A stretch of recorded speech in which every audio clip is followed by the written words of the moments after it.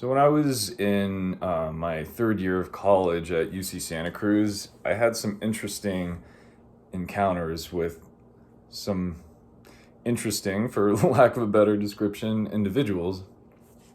And some of these students were, let's say, uh, just aggressive as people anyway, and some of these students were um, just misguided. So basically, I was volunteering for a pretty conservative pro-Israel organization called Stand With Us, and it was just a year-long internship.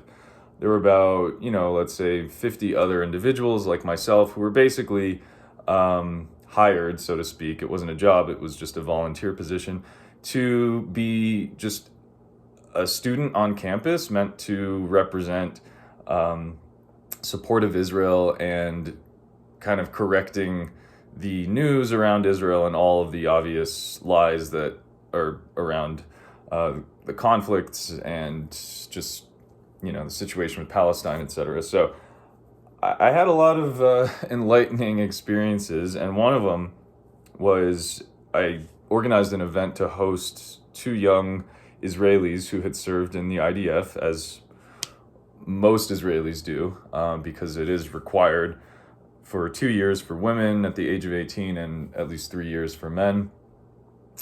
So instead of going off to college like most Americans do, or at least that's what I did when I was 18. Most of my friends did the same thing. Israelis are off and they're going to either fight in combat or be behind the lines, but in some fashion they are serving in the military because that's their duty. And so afterwards, what they'll do often is before finding a job, they actually go and travel. They'll go all over the world because that's just well, first of all, that's a much better model for how to live in a society. America is all backwards, but I'm not even going to go there.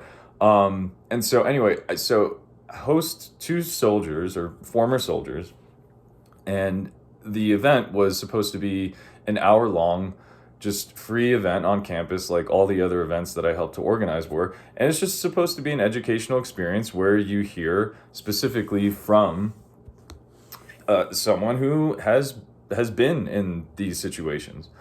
Okay, and of course the predictable thing happened. So about 10 or 15 minutes into hearing this woman, Kolkit, I think her name was, describe her time first moving from her home country of Ethiopia and then going to Israel and serving in the army.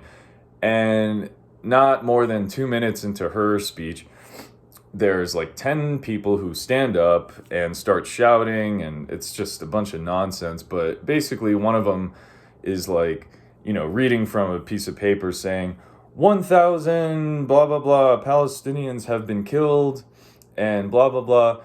And they just interrupted the event, and it was over. That was it. I had to end the event. There were no questions. It was just like, okay, shut it down.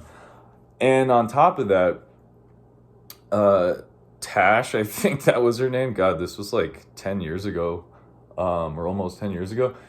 I can't believe I still remember her name. She was the person who helped me get our pro-Israel organization off and running. She worked for the campus government, whatever the heck that was called, but she had a role in student government, so she helped with that. Meanwhile, she was also very clearly not on the side of having these sorts of free discussions because she had nothing to say when these events were interrupted. She clearly was on their side. It's always about sides when it comes to this. And all I wanted to do was have these open dialogues. Of course, you can't get that on a college campus anymore, even though that's the exact environment that is meant to promote such free discussions. Look at UC Berkeley. Actually, I'm glad I never got into UC Berkeley because it would have been even worse. It's like, I don't like Donald Trump at all, but if he was given the opportunity to speak as a guest speaker on the campus, I'm not going to set a building on fire because I disagree with his views. I mean, this is not how to live in the world. That's just not a clear demonstration of A, being an adult, and B, being cooperative. These are not helpful ways of living in a society. And so, to sum it up, it's like I'm glad I had the experience. It was a volunteered thing. I got paid $1,000 for basically doing these things, hosting events, and organizing a lot of different conversations. And actually, some of them were productive, and maybe I'll post another video about that at some point. But I want to make the point that, like, if you're pro-Palestine and you're going out there, just like these 10 individuals were in the room and just like got up and interrupted my event, you're going nowhere. And I'm telling you this not to insult you. I'm telling you this as just practical advice. Stop yelling, because the louder you are, the less people give a crap. Honestly, you're only going to get support from other people who just want to be loud and ignorant. But at the end of the day, you're not resolving anything. You're just adding fuel to the fire. So for what that's worth, take my words with a pound of salt, because these days you just can't trust anybody. But that's what I got to say. All right, have a good one.